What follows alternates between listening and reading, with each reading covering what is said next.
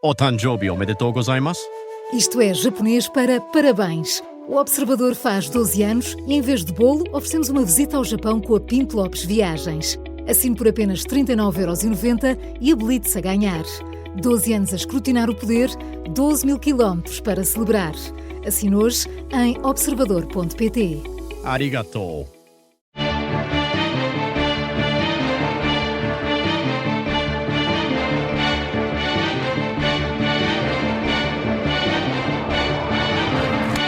Quem foi o guerreiro Josué e como podemos lidar com a violência na Bíblia?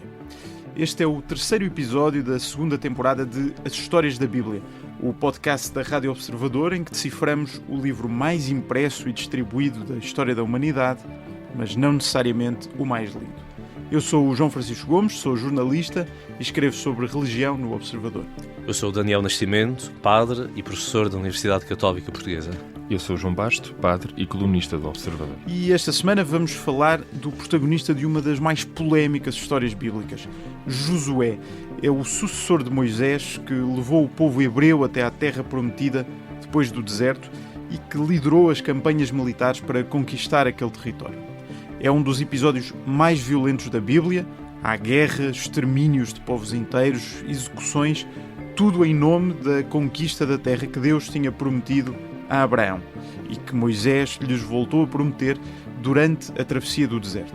Vamos tentar conhecer esta personagem que lançou a guerra em nome de Deus e procurar compreender como podemos ler, hoje em dia, esta dimensão da violência bíblica. Estas são as histórias da Bíblia. Olá a todos, e antes de seguirmos para o tema de hoje, como sempre, quero lembrar que os nossos ouvintes nos podem enviar perguntas, comentários e sugestões para o nosso mail. É ashistoriasdabiblia@observador.pt, já sabem, sem acentos, ashistoriasdabiblia@observador.pt. Enviem perguntas, comentários, sugestões e procuraremos tratar delas nos episódios do nosso podcast. Ora bem, esta semana há que admitir que é difícil ler o livro de Josué, porque é realmente um dos mais violentos da Bíblia. É um livro que surge logo após o Pentateuco e é o primeiro dos chamados livros históricos e conta basicamente a história da conquista da Terra Prometida pelo povo hebreu depois da fuga do Egito e dos anos passados no deserto. Na narrativa bíblica parece haver pouco espaço para a diplomacia, já me vão corrigir se eu estiver errado, mas há espionagem, treino militar, há sobretudo muita guerra e muita violência, tudo para conquistar um território que foi prometido por Deus. Sabemos também, e não podemos passar por cima disso, que na história contemporânea este livro foi usado por setores mais fundamentalistas no Estado de Israel para justificar a reivindicação de um direito divino sobre uma grande parte daquela região. Mas Daniel, antes de chegarmos a este livro, propriamente dito, vamos tentar perceber quem é o homem que lhe dá nome, este Josué. E para isso temos que recuar pelo menos até o livro do Êxodo, não é? Que é onde ele aparece pela primeira vez. Queres contar-nos um pouco quem foi este homem? Sim, Josué é o protagonista deste livro com o seu nome e é aquele que lidera o povo que atravessa o deserto para chegar a esta terra prometida por Deus já a Abraão. Mas é um personagem que nos aparece já como uma espécie de ajudante ou aprendiz de Moisés. Aparece-nos no livro do Êxodo, com uma vertente já militar, ou seja, Josué já aparece a combater amalecitas, que são os inimigos típicos dos israelitas nesta travessia do deserto. Também no livro dos Números vai ter aqui algum papel, e é o sucessor de Moisés. O livro dos Números mostra-nos também esta passagem de testemunho dos líderes que acompanharam ao longo destes 40 anos, como nos conta o Pentateuco, Moisés e Arão, e também Míriam ou Maria, que irmãos de Moisés. Exatamente, que passa o manto, por assim dizer, para a geração seguinte, não é? Portanto, Moisés, que é sucedido por Josué, Arão é sucedido por Eleazar e, portanto, são estes novos líderes que vão conduzir o povo para verdadeiramente entrar na Terra Prometida.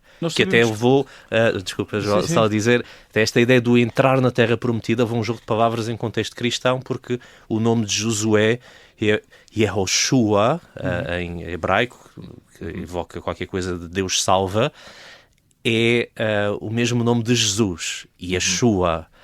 na tradução grega, ambos são traduzidos como Jesus, né? E, portanto, depois em contexto cristão até é feita esta equivalência entre o Josué que levou o povo na terra prometida e o Jesus que leva para esta terra espiritual prometida. A primeira vez que Josué aparece no texto bíblico é logo como... Parece que sabemos pouco sobre ele. Ele entra já como uma personagem, um dado adquirido ali na companhia de Moisés no deserto, e é logo como um militar que sai vitorioso, não é? Um braço direito, quase o braço armado ali de Moisés no deserto. João, do ponto de vista literário, fico com esta questão. Temos aqui, de repente, estamos a falar de um povo ali de sobreviventes no meio do deserto, liderados por Moisés, até às vezes com fome, revoltados porque não têm o que comer, etc. E de repente aparece-nos aqui um herói guerreiro, é isso? Uma personagem pelo qual nós ficamos a torcer como leitores da epopeia. É daquelas perguntas boas a que nós devemos sempre responder sim e não. Ou seja, na verdade, na Bíblia nunca há personagens, se calhar, com aquela profundidade psicológica que nós conhecemos noutros contextos e noutros livros. Sei lá, recentemente, por exemplo, aquele best-seller da Amiga Genial, de Helena Ferrante, em que a Lenú é claramente a narradora e tem dilemas interiores. Mas, se calhar, todas as personagens bíblicas, esta é talvez aquela que é desenhada não como um herói convencional, e por isso não é necessariamente criada para que o leitor torça por ela, não é? Por Josué, mas é alguém que é visto aqui mais fora de vulnerabilidades. Ou seja, há, aliás, um biblista europeu que diz que isto é quase uma personagem irreal. Josué parece um homem com uma grande clareza moral, sem ambiguidades, é aquele a quem Deus até chega a obedecer, com aquela famosa passagem que depois deu a polémica entre a teoria heliocêntrica e geocêntrica de Josué pedir a Deus que faça mover o Sol e isso ter levado a que se acreditasse que o Sol movia-se e não a Terra. Portanto, que faz a da altura, Deus faz parar o tempo, não é? O Sol fica parado e dá-lhes mais tempo para mostra combater. Que está o poder de Josué, não é? Que Deus obedece a Josué, mas claramente, contrariamente a outras personagens bíblicas, nós não conhecemos mulher de Josué, não lhe conhecemos filhos, não lhe conhecemos conflitos interiores que às vezes aparecem em Abraão, em David, em outros personagens, e nesse sentido Josué é diferente de outras personagens porque também já nasce noutro contexto, muito influenciado por aquilo que ficou para trás, nomeadamente com a história do Deuteronômio. Portanto, este livro quer mostrar mais uma certa obediência e a necessidade de cumprir a lei escrupulosamente, e que isso revela a fidelidade a Deus. Sim, é um sucessor de Moisés, como disse, mas é, de certa forma, um sucessor menor, com menos importância, menos relevante. O livro de Josué até nos mostra alguns episódios que são decalcados da vida de Moisés. Moisés faz o povo atravessar o Mar Vermelho, como Josué atravessam o Rio Jordão. Que, para quem conhece, é assim, mais um fiozinho de água que está ali. Mas também é aquela ideia de atravessar a seco, não é? Ou seja, sim, exatamente. Um relato parecido, atravessar a pé enxuto. No Jordão é fácil. Assim como... sim, atualmente, pelo menos. Assim como Moisés tem aquele episódio de revelação de Deus na sarça ardente, também há algo parecido onde Josué tem que se descalçar no contacto com um ser divino. E portanto, é este sucessor, mas não está ao mesmo nível, é um bocadinho mais secundário. Até um autor, um biblista, Jean-Louis Secas, que fala do sucessor de Moisés. O verdadeiro sucessor de Moisés não é tanto Josué quanto a lei. O que Moisés deixa para guiar o povo, o verdadeiro guia do povo, mais do que o personagem X ou Y, neste caso que seria Josué, é a lei. E é esta obediência à lei, esta obediência escrupulosa à lei, é o que vai guiar o povo. É? Havia um aspecto que falávamos até fora do estúdio, sobre como há quem até possa defender, ou pode defender-se esta ideia de que o livro do Josué até podia fazer parte do Pentateuco, e nesse sentido deixa de ser um Pentateuco. Sim, e ser um hexateuco. Porque basicamente no Pentateuco temos então desde a criação até a ida para o Egito, a opressão no Egito, a fuga, e Moisés lidera a fuga do povo para fora do Egito, para a Terra Prometida, mas a verdade é que o Pentateuco acaba ainda fora da Terra Prometida, ou seja, não se concretiza a chegada mesmo, não é? Josué seria uma conclusão natural do Pentateuco, porque se nós pensarmos esta ideia da promessa da terra, deste caminho até a terra, é algo tão marcante nos livros anteriores, e parece que morremos na praia, salvo seja, neste caso Moisés que morre no alto do monte. Né? Ou seja, o objetivo principal parece que não é atingido. E isto, enfim, os investigadores no século XX foram hipotizando sobre isto. Se originalmente o projeto literário era um hexateuco, ou seja, 6 livros, concluindo com a conquista da Terra, e que depois se teria transformado num Pentateuco, eliminando essa conquista da Terra, de certa forma assim indicando a validade de um judaísmo em que o fundamental já não é a presença na Terra, a conquista na Terra, mas a lei, a Torá, esta pátria portátil. Exato. Que conduz o povo. Nós mais à frente já vamos falar mais desta ideia do território, mas ainda para conhecer melhor esta personagem de Josué, ainda no período do deserto, portanto, quando o povo ainda está a fazer essa travessia para chegar à Terra Prometida, há um momento que parece fundamental na vida de Josué, que é aquela missão de exploração, poderíamos dizer de espionagem, à Terra Prometida. Basicamente, Moisés envia 12 homens, um de cada, portanto, tribo, para irem ver como é que é a Terra Prometida, se é possível conquistá-la ou não, que resistências é que vão encontrar. E Josué é um desses 12 exploradores.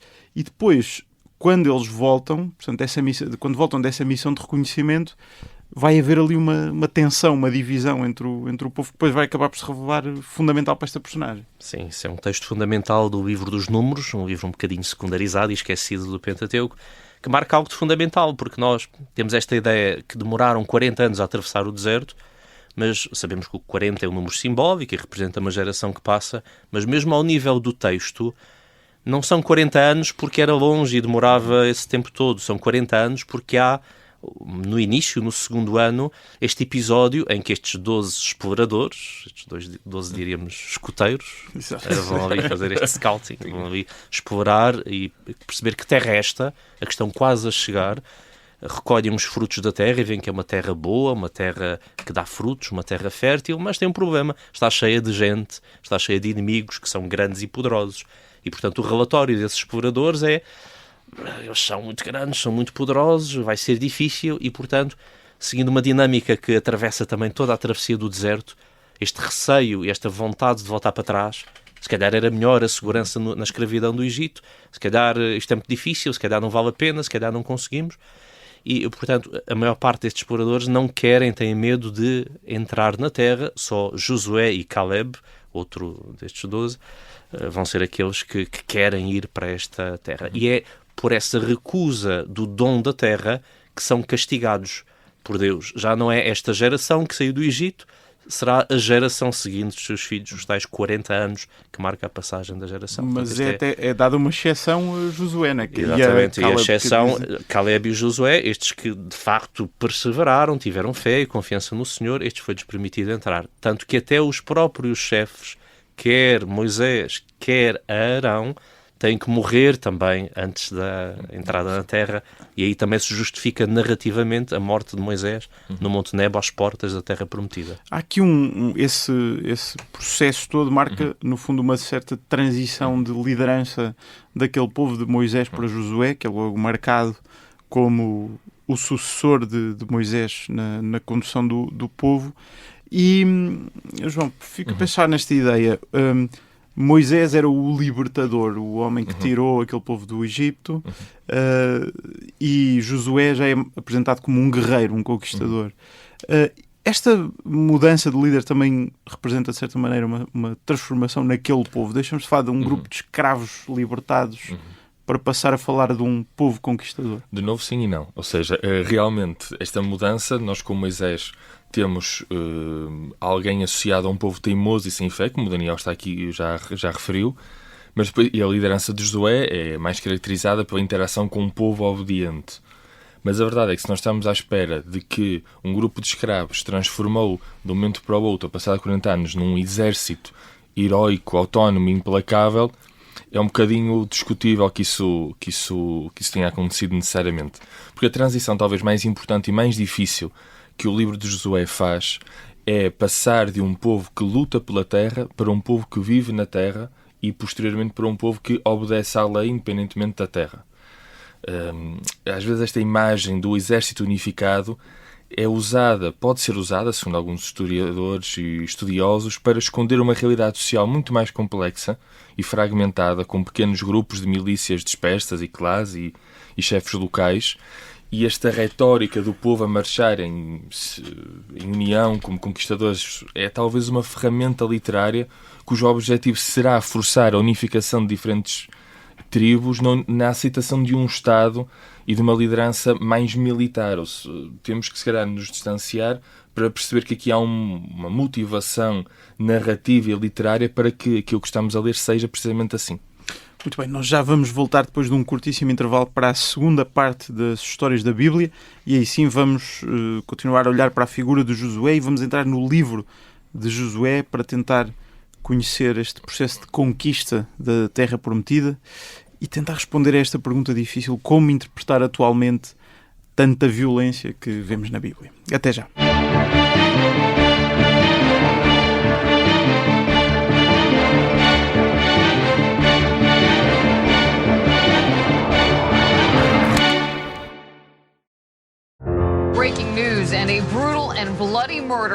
O Renato estava apático.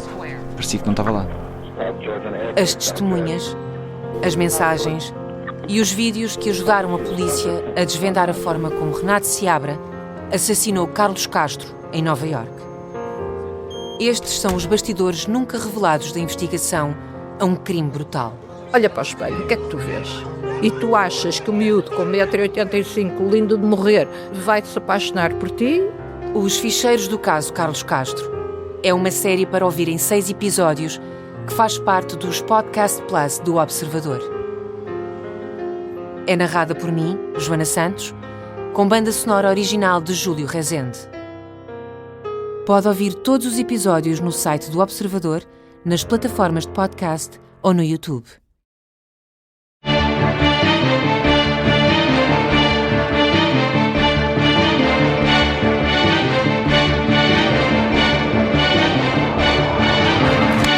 Segunda parte de As Histórias da Bíblia, com os padres João Basto e Daniel Nascimento.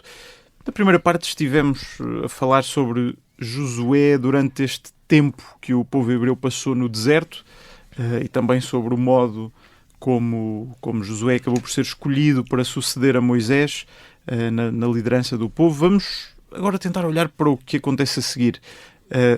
Já mencionavas, Daniel, no início da primeira parte, a travessia do Rio Jordão, como também há aqui uma reminiscência da história do próprio Moisés. Depois disso, o povo chega finalmente então à Terra Prometida.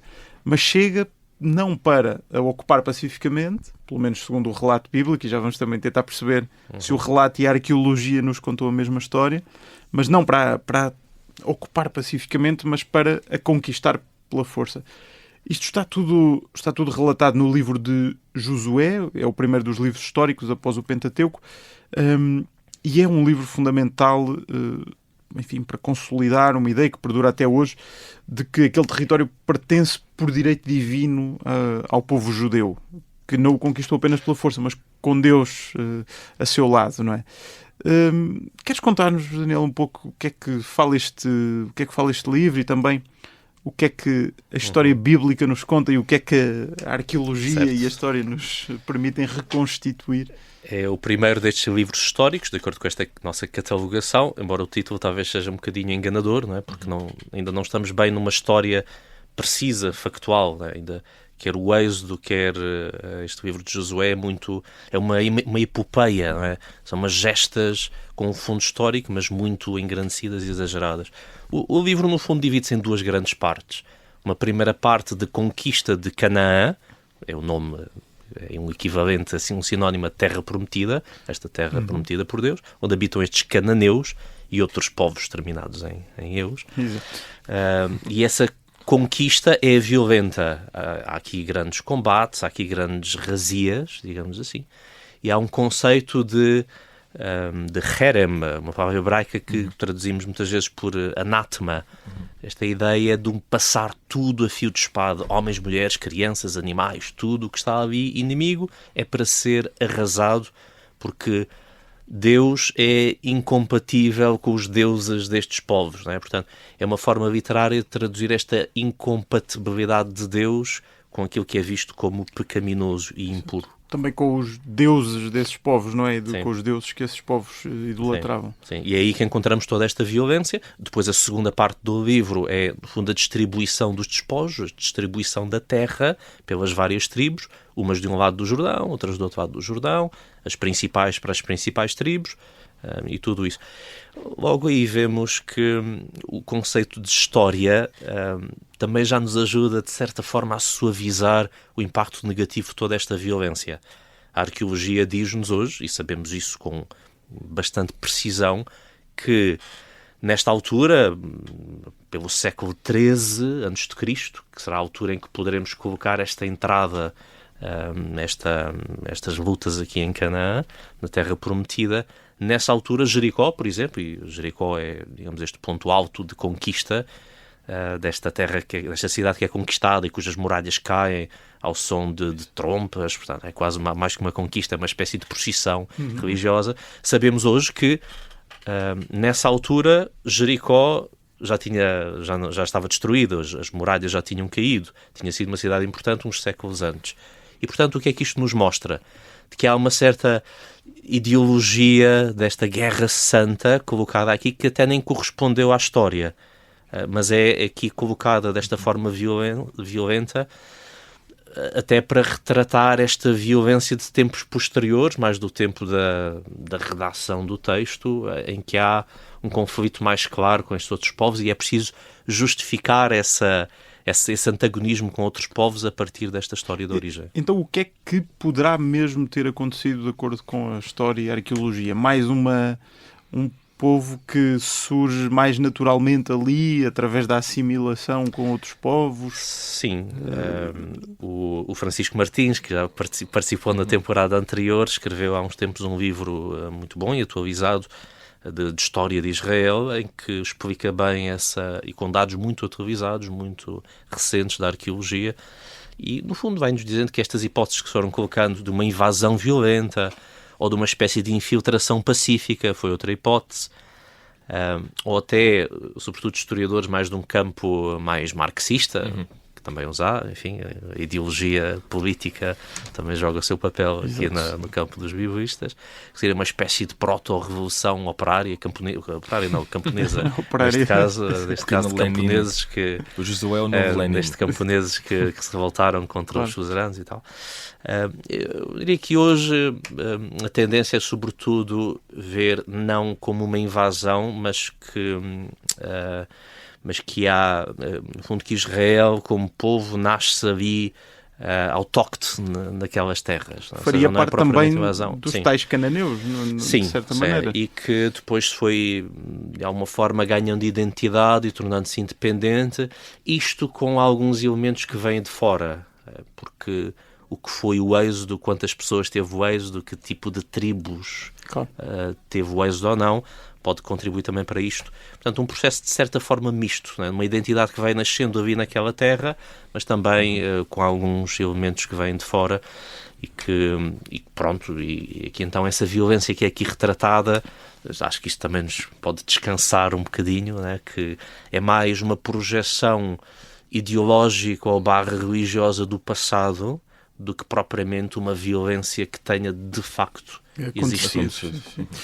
João, ao longo da história, este texto foi sendo fundamental também para a afirmação da identidade judaica. Eu hoje não quero estar a arreliar-te, mas é de novo um sim e um não. Ou seja, por um lado não, porque durante a maior parte da história judaica e mesmo cristã, o livro de Josué não foi o centro, até porque, se nós formos a ver, e já aqui falámos, a figura de Abraão e de Moisés são muito mais fortes do que a figura de Josué, até porque a Torá, ou seja, a lei, os primeiros 5 livros, aquilo que chamamos aqui, já falámos do Pentateuco e até o Talmud, que é um outro livro da religiosidade judaica, tiveram claramente uma preponderância maior e houve claramente a preferência por um Moisés do que por Josué. Pronto. A figura do livro de Josué vem mais tarde, torna-se um texto fundamental para a identidade nacional judaica a partir da época moderna, com o surgimento do movimento sionista, com a criação do Estado de Israel, em que foi preciso criar aqui um roteiro também bíblico e pegar na Bíblia para fazer dela um roteiro para entrar na terra, combater os habitantes locais, dividir o território, que um exílio pacífico, como de certa maneira é o exílio do Egito, não fornece à primeira vista. Nós sabemos já no século XX, por exemplo, Ben-Gurion... Exato, Ben-Gurion foi 2 vezes primeiro-ministro de Israel, de 48 a 53 e de 55 a 63. Fez até um grupo de estudo bíblico em casa, onde leu o livro de Josué. E onde atribuía ao livro de Josué a descoberta de uma nova identidade que apagava a identidade da diáspora, ou seja, a identidade do judaísmo não pertencente à terra, para criar esta ideia da ideia do novo judeu, uma espécie de soldado destemido, que seria a reencarnação moderna do exército de Josué. Pronto, claro que isto são sempre questões politicamente muito divisivas, e fora aqui do ar eu comentei que se calhar há aqui atos que algumas pessoas podem chamar genocídio ou limpeza étnica. Se calhar o melhor é ver que isto é uma operação militar especial. Às vezes Josué leva a cabo algumas operações militares especiais. Claro que o livro de Josué está sujeito também muitas vezes às interpretações e aos enviosamentos históricos e ideológicos que temos, e realmente na Idade Moderna o livro de Josué foi usado como uma forma de legitimar uma certa violência e uma ideia de território clara e inequívoca que tem de ser protegido. Esta ideia de território, Daniel, parece ser um tema importantíssimo neste livro, esta ideia de que a posse de um território é fundamental para a sobrevivência do povo. Do que nós sabemos sobre a história da escrita e da redação final deste livro, de certa maneira ele também representa ali um estado de espírito do povo judeu durante e depois do exílio, por exemplo. Voltamos sempre ao exílio muitas vezes ao longo deste podcast, mas de um povo que se sentia despojado de um território e, portanto, vê também aqui nesta história a importância do território.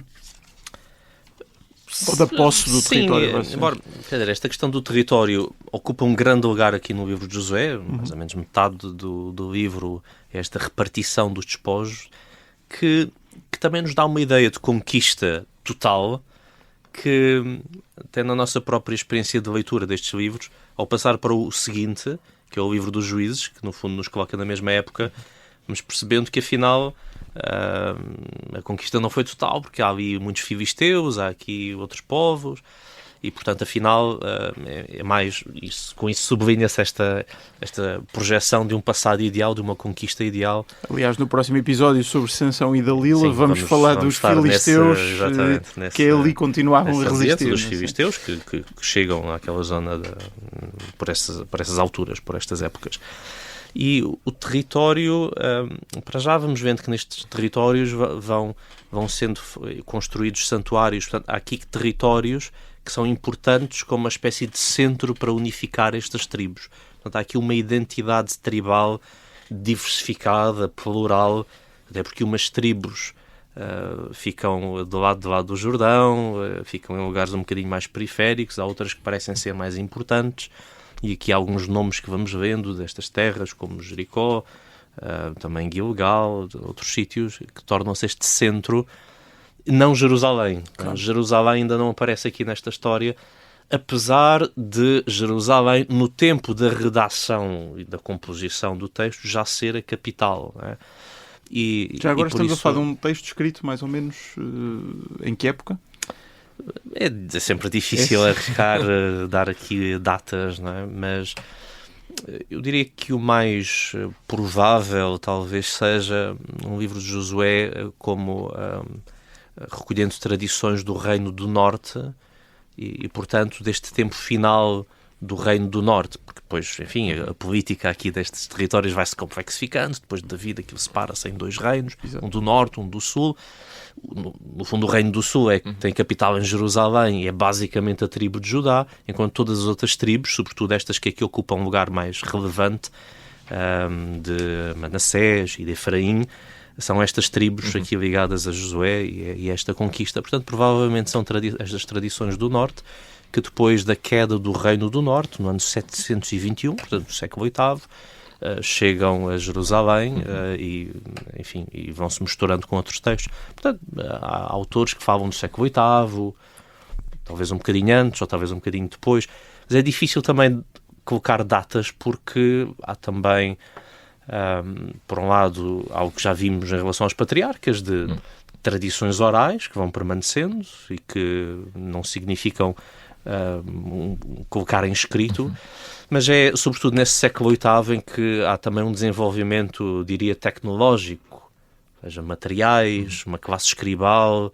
uma capacidade organizacional e social que permita produzir texto e portanto será aí dessas autores. Daniel, mas não sou entrevistador aqui, mas desmente-me se eu estou errado, mas a ideia que eu tenho é que, por exemplo, nós ficamos mais com a versão da história do Reino do Sul do que propriamente do Reino do Norte. E sendo isto um livro do Reino do Norte, temos aqui uma visão diferente daquela que se calhar é mais conhecida, a interpretação da história um bocadinho mais... Sim, mas o Reino do Sul vai fazer essa síntese, não é? Mas depois acaba por agrupar também muitas tradições recebidas do Reino do Norte que se encontram também aqui espalhadas nos outros livros.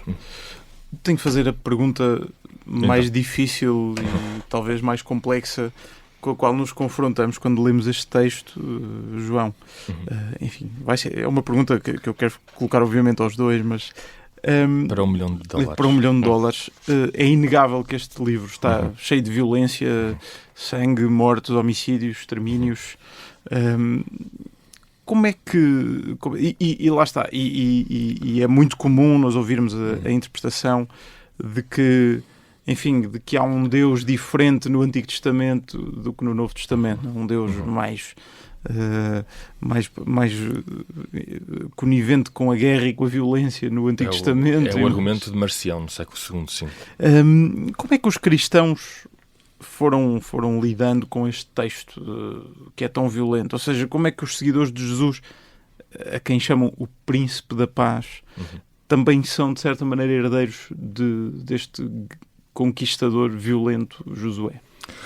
Assim, é uma pergunta para $1 milhão e aqui nós já vimos que realmente esta violência não é histórica, mas temos outro problema que é Deus é visto como um guerreiro e é apelidado como um guerreiro e, portanto, não é histórico, mas temos aqui outra situação que nos causa embaraço, que é Deus ser visto como um guerreiro é mesmo exterminador dos inimigos, não é?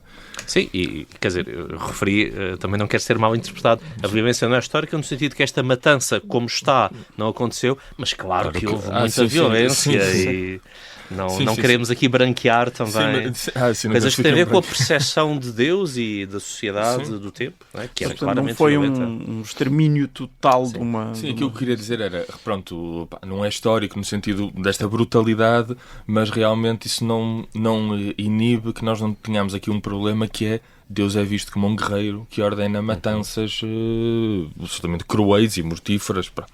E realmente houve uma interpretação, isto não há como esconder, uma interpretação da parte de cristãos deste texto à letra, nomeadamente na altura, sei lá, desde as cruzadas, é mesmo ao conflito na Bósnia, a invocação de Deus como um guerreiro, e que ainda hoje é habitual, Deus que é um guerreiro que quer que nós exterminemos os nossos inimigos, e o livro de Josué, pronto, foi isso talvez a forma mais concreta que serviu para justificar certos extermínios, desde nas tribos indígenas na América, quer depois na África do Sul, etc.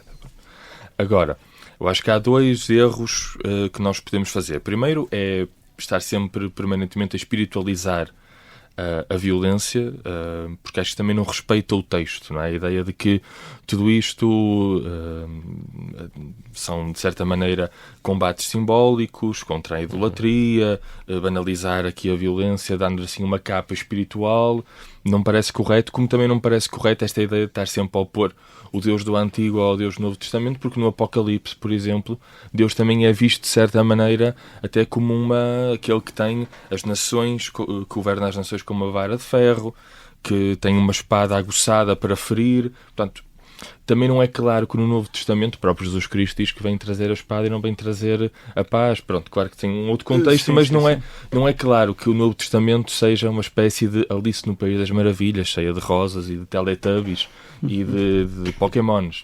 Pronto. Pokémons pacíficos, também há Pokémons violentos e de Pikachus. Agora, como é que eu acho que é a maneira correta de lidar com isto? Primeiro, assumir o texto tal como ele é e dizer que num tempo em que nós estamos se calhar muito habituados a dizer isto não se diz, isto não se deve fazer, isto é demasiado perigoso para as crianças, dizer que a Bíblia, ao dar nome à violência e ao contar episódios violentos, ajuda-nos a lidar melhor com a violência. Vimos isso em Caim. Qual é que é um dos graves problemas com Caim e Abel? É que Caim não fala, não consegue dar palavras às coisas. E quando nós vemos aqui episódios violentos a ser narrados, nós temos dispositivos narrativos, não só para nos olharmos ao espelho, mas também para compreender a violência. Isso parece-me um ponto. Outro ponto é a ideia de que nós, enquanto crentes, e quem não é crente também lê a Bíblia, contra esta utilização às vezes abusiva e triunfalista de livros como o de Josué, nós temos que opor estas leituras com um estudo sério, tomado em consideração a complexidade histórica e ver que muitas vezes aquilo que nós lemos é uma construção ideológica e polémica com um objetivo subversivo, que é, neste caso, por exemplo, afirmar que um povo oprimido é depois defendido por Deus e que Deus toma a parte do povo oprimido contra aqueles que são os seus inimigos. Portanto, aqui as coisas são muito mais de equilíbrio do que propriamente uma solução final, assumindo que o texto realmente tem episódios violentos e que Deus é visto como um guerreiro.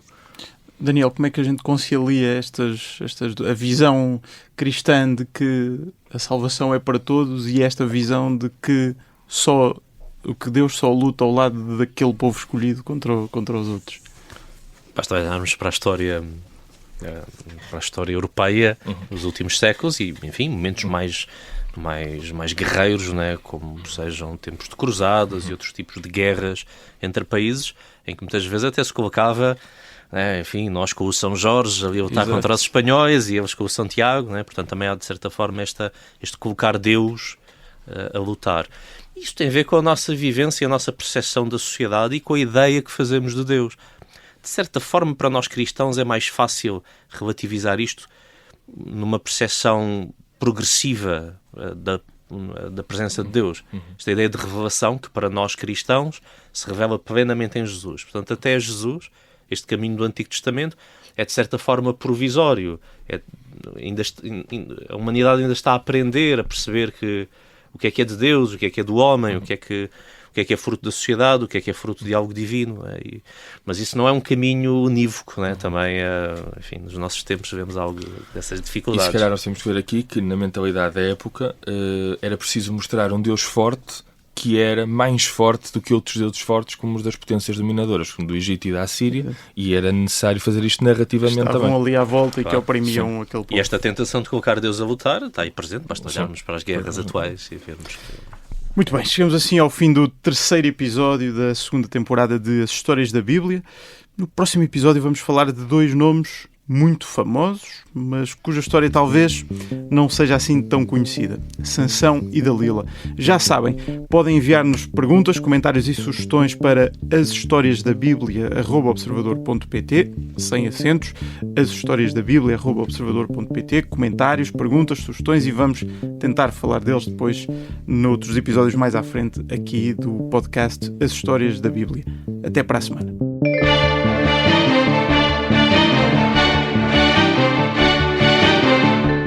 As Histórias da Bíblia é um podcast da Rádio Observador com Daniel Nascimento e João Basto. É apresentado por mim, João Francisco Gomes, e a música do genérico é de Tiago Afonso.